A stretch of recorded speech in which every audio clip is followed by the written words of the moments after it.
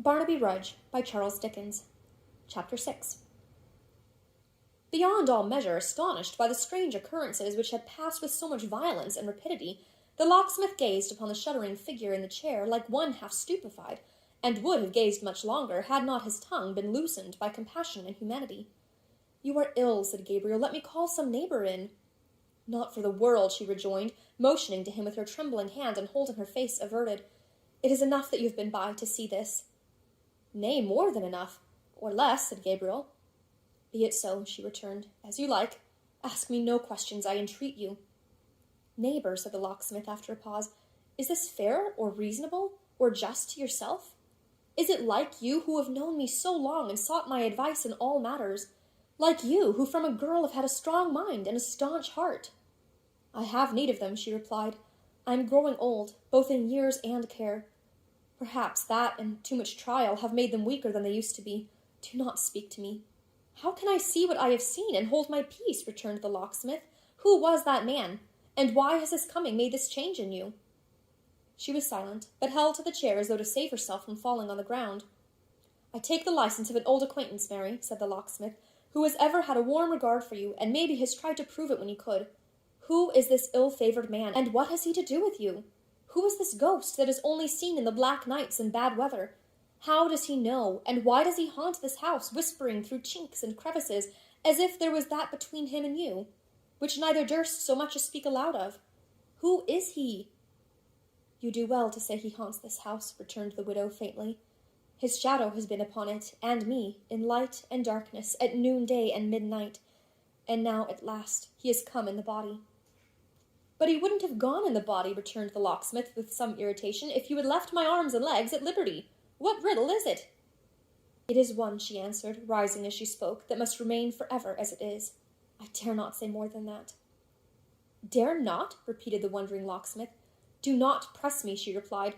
"I am sick and faint, and every faculty of life seems dead within me. No, do not touch me either." Gabriel, who had stepped forward to render her assistance, fell back as she made this hasty exclamation, and regarded her in silent wonder. "Let me go my way alone," she said in a low voice, "and let the hands of no honest man touch mine tonight." When she had tottered to the door, she turned, and added with a stronger effort, "This is a secret, which of necessity I trust to you. You are a true man. As you have ever been good and kind to me, keep it. If any noise was heard above, make some excuse. Say anything but what you really saw, and never let a word or look between us recall the circumstance. I trust to you. Mind, I trust to you. How much I trust you never can conceive." Casting her eyes upon him for an instant, she withdrew, and left him there alone. Gabriel, not knowing what to think, stood staring at the door with a countenance full of surprise and dismay. The more he pondered on what had passed, the less able he was to give it any favorable interpretation. To find this widow woman, whose life for so many years had been supposed to be one of solitude and retirement, and who, in her quiet suffering character, had gained the good opinion and respect of all who knew her, to find her linked mysteriously with an ill-omened man, alarmed at his appearance and yet favoring his escape, was a discovery that pained as much as startled him. Her reliance on his secrecy and his tacit acquiescence increased his distress of mind. If he had spoken boldly, persisted in questioning her, detained her when she rose to leave the room, made any kind of protest instead of silently compromising himself as he felt he had done, he would have been more at ease. "Why did I let her say it was a secret, and she trusted it to me?" said Gabriel, putting his wig on one side to scratch his head with greater ease, and looking ruefully at the fire. "I have no more readiness than old John himself. Why didn't I say firmly, 'You have no right to such secrets, and I demand of you to tell me what this means,' instead of standing gaping at her like an old mooncalf as I am? But there's my weakness. I can be obstinate enough with men if need be, but women may twist me round their fingers at their pleasure." He took his wig off outright as he made this reflection, and warming his handkerchief at the fire began to rub and polish his bald head with it until it glistened again. "And yet," said the locksmith, softening under the soothing process and stopping to smile, "it may be nothing. Any drunken brawler trying to make his way into the house would have alarmed a quiet soul like her. But then," and here was the vexation, "how came it to be that man? How comes he to have this influence over her?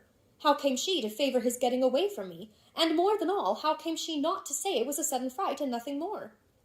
It's a sad thing to have, in 1 minute, reason to mistrust a person I have known so long, and an old sweetheart into the bargain. But what else can I do with all this upon my mind? Is that Barnaby outside there? Aye, he cried, looking in and nodding. Sure enough, it's Barnaby. How did you guess? By your shadow, said the locksmith. Oh ho, cried Barnaby, glancing over his shoulder. He's a merry fellow, that shadow, and keeps close to me, though I am silly. We have such pranks, such walks, such runs, such gambols on the grass.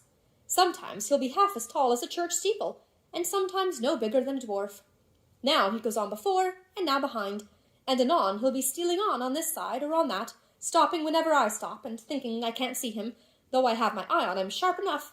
Oh, he's a merry fellow. Tell me, is he silly too? I think he is. Why? Asked Gabriel. Because he never tires of mocking me, but does it all day long. Why don't you come? Where? Upstairs. He wants you. Stay. Where's his shadow? Come, you're a wise man, tell me that. Beside him, Barnaby, beside him, I suppose, returned the locksmith. No, he replied, shaking his head. Guess again. Gone out a-walking, maybe? He has changed shadows with the woman, the idiot whispered in his ear, and then fell back with a look of triumph. Her shadow's always with him, and his with her. That's sport, I think, eh? Barnaby, said the locksmith, with a grave look, come hither, lad. I know what you want to say, I know, he replied, keeping away from him, but I'm cunning, I'm silent. I only say so much to you. Are you ready? As he spoke, he caught up the light and waved it with a wild laugh above his head. Softly, gently, said the locksmith, exerting all his influence to keep him calm and quiet. I thought you had been asleep.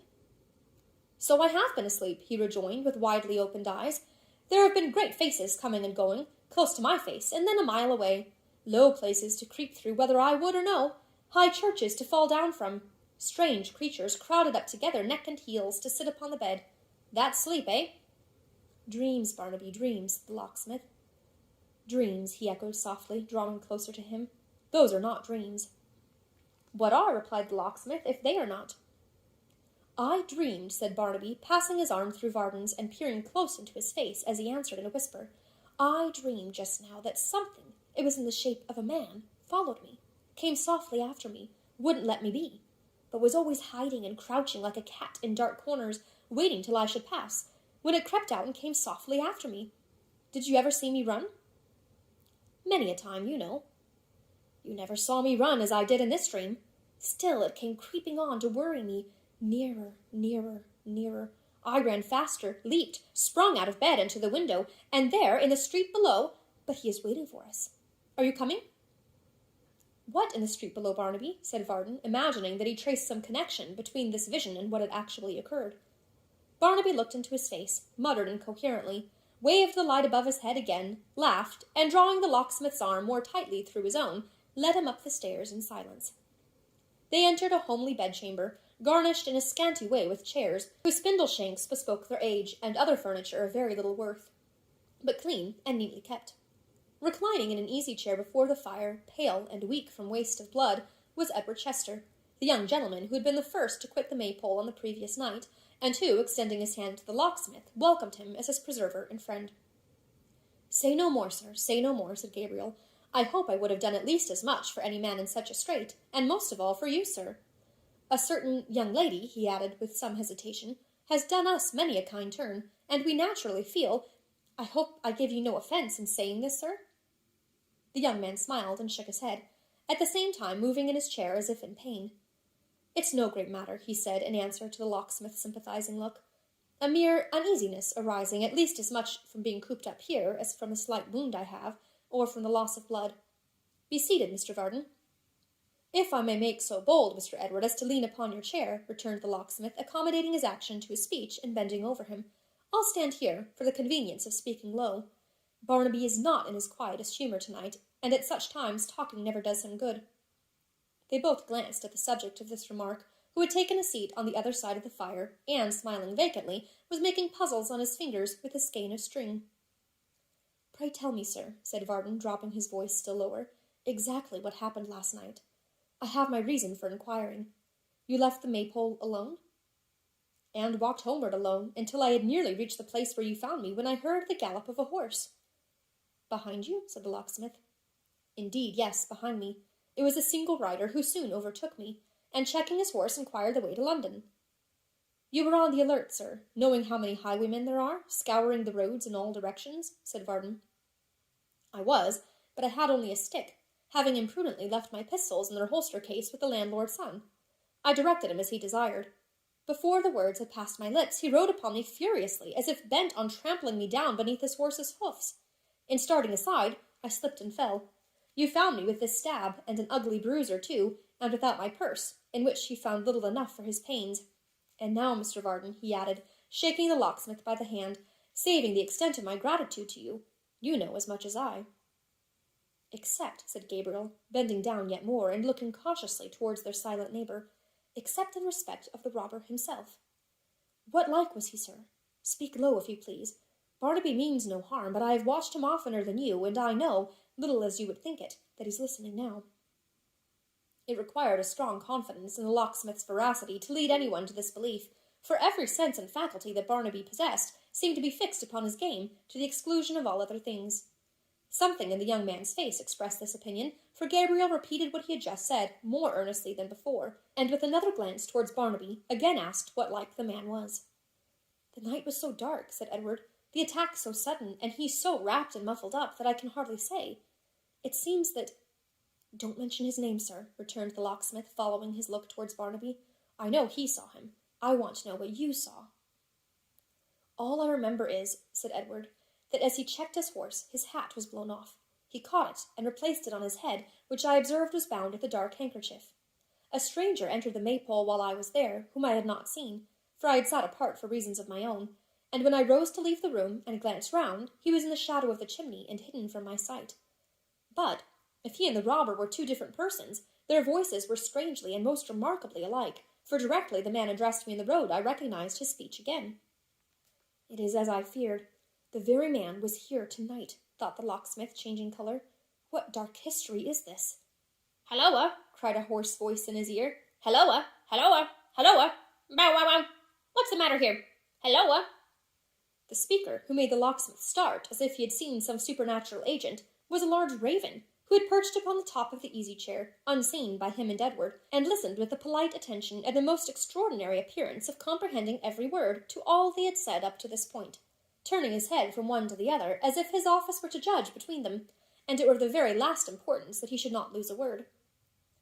Look at him, said Varden, divided between admiration of the bird and a kind of fear of him. Was there ever such a knowing imp as that?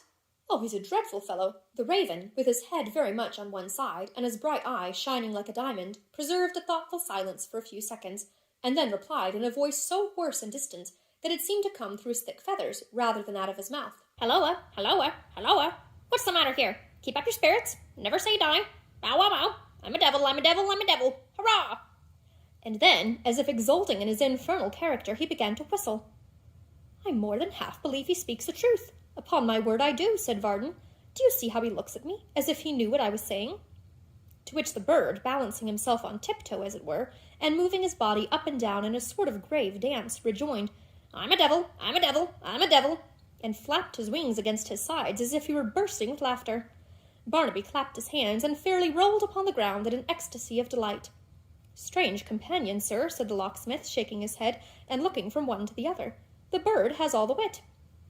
Strange indeed, said Edward, holding out his forefinger to the raven, who, in acknowledgment of the attention, made a dive at it immediately with his iron bill. Is he old?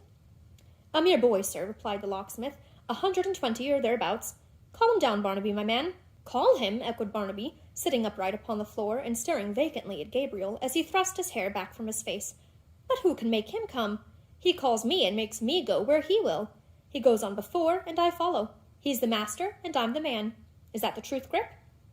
The raven gave a short, comfortable, confidential kind of croak, a most expressive croak, which seemed to say, You needn't let these fellows into our secrets. We understand each other. It's all right. I make him come? Cried Barnaby, pointing to the bird. Him who never goes to sleep, or so much as winks? Why, any time of night you may see his eyes in my dark room shining like two sparks, and every night, and all night too, he's abroad awake, talking to himself, thinking what he shall do tomorrow, where we shall go, and what he shall steal, and hide, and bury. I make him come, ha ha ha. On second thoughts, the bird appeared disposed to come of himself. After a short survey of the ground, and a few sidelong looks at the ceiling, and at everybody present in turn, he fluttered to the floor and went to Barnaby, not in a hop or walk or run, but in a place like that of a very particular gentleman with exceedingly tight boots on, trying to walk fast over loose pebbles. Then, stepping into his extended hand, and condescending to be held out at arm's length, he gave vent to a succession of sounds, not unlike the drawing of some 8 or 10 dozen of long corks, and again asserted his brimstone birth and parentage with great distinctness. The locksmith shook his head, perhaps in some doubt of the creature's being really nothing but a bird, perhaps in pity for Barnaby, who by this time had him in his arms and was rolling about with him on the ground. As he raised his eyes from the poor fellow, he encountered those of his mother, who had entered the room and was looking on in silence. She was quite white in the face, even to her lips, but had wholly subdued her emotion and wore her usual quiet look. Varden fancied as he glanced at her that she shrunk from his eye, and that she busied herself about the wounded gentleman to avoid him the better. It was time he went to bed, she said. He was to be removed to his own home on the morrow, and he had already exceeded his time for sitting up by a full hour. Acting on this hint, the locksmith prepared to take his leave. "By the by," said Edward, as he shook him by the hand, and looked from him to Mrs. Rudge, and back again, "what noise was that below? I heard your voice in the midst of it, and should have inquired before, but our other conversation drove it from my memory. What was it?" The locksmith looked towards her and bit his lip. She leaned against the chair, and bent her eyes upon the ground. Barnaby, too. He was listening. "Some mad or drunken fellow, sir," Varden at length made answer, looking steadily at the window as he spoke. "He mistook the house, and tried to force an entrance." She breathed more freely, but stood quite motionless.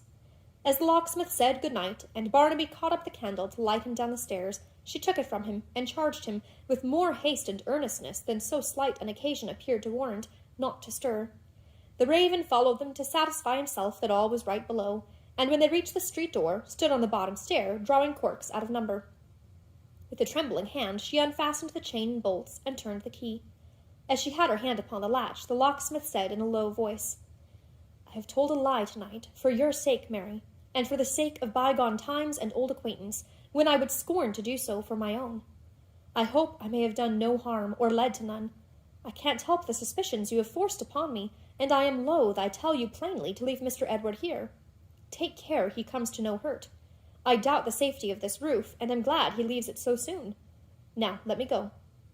For a moment she hid her face in her hands and wept, but resisting the strong impulse which evidently moved her to reply, opened the door, no wider than was sufficient for the passage of his body, and motioned him away. As the locksmith stood upon the step, it was chained and locked behind him, and the raven, in furtherance of these precautions, barked like a lusty house-dog. In league with that ill-looking figure that might have fallen from a gibbet, he listening and hiding here, Barnaby first upon the spot last night, can she who has always borne so fair a name be guilty of such crimes in secret? Said the locksmith, musing. Heaven forgive me if I am wrong, and send me just thoughts. But she is poor, the temptation may be great, and we daily hear of things as strange. Ay, bark away, my friend. If there's any wickedness going on, that raven's in it, I'll be sworn.